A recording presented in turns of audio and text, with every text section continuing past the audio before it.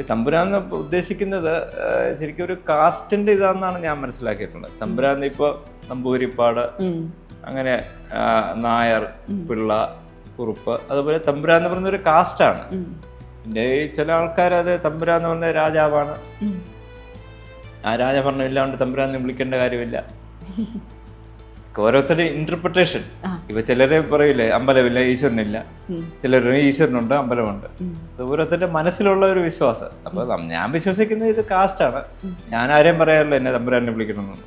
പിന്നെ ചിലതുണ്ട് നാള് പറഞ്ഞു വിളിക്കും, അവിട്ടം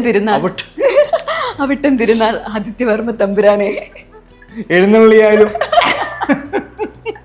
അങ്ങനെയൊക്കെ വരാറുണ്ട്. ശരിക്കും തമാശയൊക്കെ പറയാറില്ല, അങ്ങനെയൊന്നും ഇപ്പോഴങ്ങനെയൊന്നും പറയാറില്ല. ചില ഈ അമ്പലങ്ങളിൽ ഫംഗ്ഷനിൽ പോകുമ്പോ പത്മനാഭസ്വാമി ക്ഷേത്രത്തില് നമ്മുടെ പേര് ഈ പറഞ്ഞ നാള് വെച്ചിട്ടാണ്. എല്ലാവരുടെയും നമ്മുടെ ഫാമിലിയിലുള്ള എല്ലാവരുടെയും പേര് നാള് വെച്ചിട്ടാണ്.